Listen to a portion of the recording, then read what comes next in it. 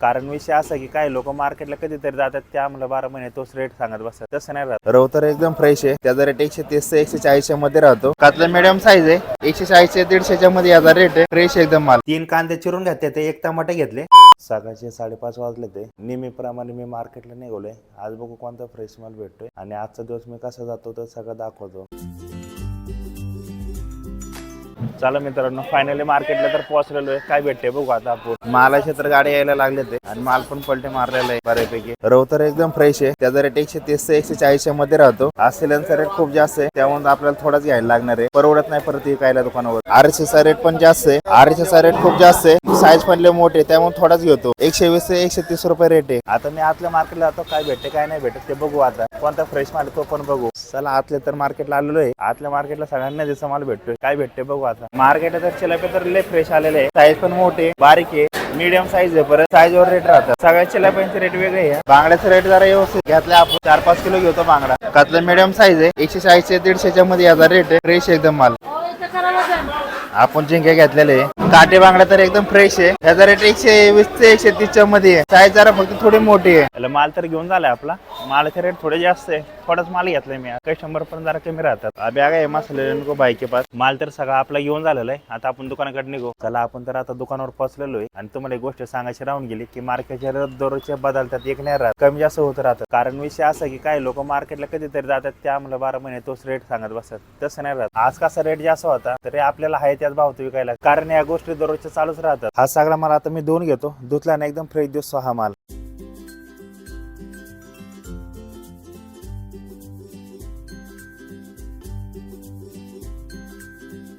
माझा माल वगैरे तर सगळा देऊन झालेला आहे. आता पाणी भरून घेतो. तर पाण्याचा असा विषय की पाणी आपल्याला 1-2 दिवस होतो भरायला, त्यामुळे मी पाणीचे जरा शॉर्ट मध्ये व्हिडिओ थोडे टाक. आता मी तर पाणी भरून घरी आलेलो आहे आणि अंडी उकडायला टाकलेली. तर हातपाय तोंड वगैरे देऊन घेतो. तुम्हाला तर माहिती आहे आकी फिरायला गेलेली. तुम्ही माणसांना आकी कोण, मी आईला आकी म्हणतो, कारण आमची जसं की आकीच म्हणतात ती सवय लागलेली आता मला. त्याला गिरणीमध्ये पण दळण ठेवलेले. आता जिमला निघू आता. आज आपला चेसचा वर्कआउट आहे.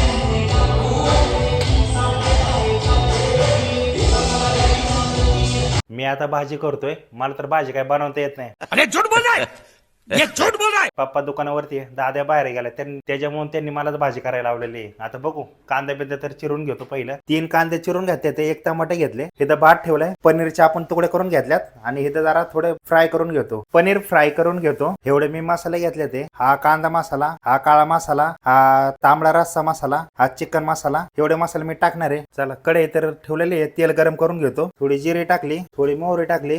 जिरे आणि मोहरी टाकून घेतली आपण. त्याच्यामध्ये कांदा टाकलाय. कांदा चांगला परतून घेतो. चला इकडे भात पण शिजला आता आपला. त्याला काय कांदा जास्त झाला का काय कळा ना मला. टमाटर टाकून घेतले. आलं लसूणची पेस्ट टाकायची विसरलो, आता दिले टाकून. मग मसाले टाकून घेतो. आता सगळे मसाले टाकून झाले ते आता आपले. पनीर पण टाकून घेतले. हलवून घेतो जरा थोडं. ते डायरेक्ट पाणी टाकले. आता कसं होते काय माहिती, नाही तर पप्पाच्या शिवाय खायला लागणार आहे मला असं वाटतंय. इकडे भाजी होती तर एवढी भांडी घासून घेतो. भांडी पण सगळी घासून झाल्यात. भाजी तर मी आटून घेतली. त्यात कांदा जरा जास्त झालाय. भाजी झाली काय चांगली. ये बड़ी अच्छी बात कही आप. 1 hour later. दुपारच्या 3:30 वाजले ते आणि मी दुकानावर आलेलो आहे. आता माल वगैरे सगळं लावून घेऊ. बाहेरचं तर दुकान सगळं मी लावून घेतलेलं आहे. ऊन नाही त्यामुळे लाव का नको लावतो प्रश्न पडलाय.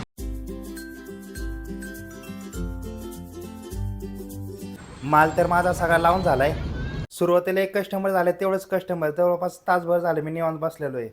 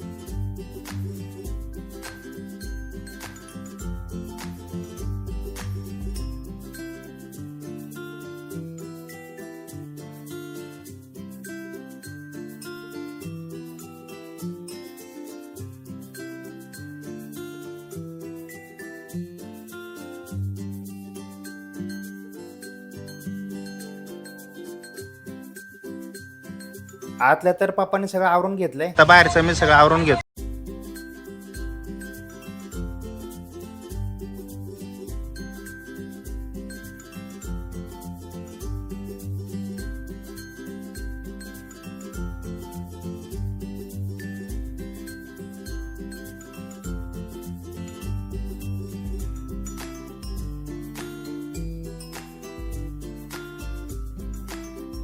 इथंच आपल्या दिवसाचं एंड झालंय, तर भेटू उद्या नवीन ब्लॉगमध्ये.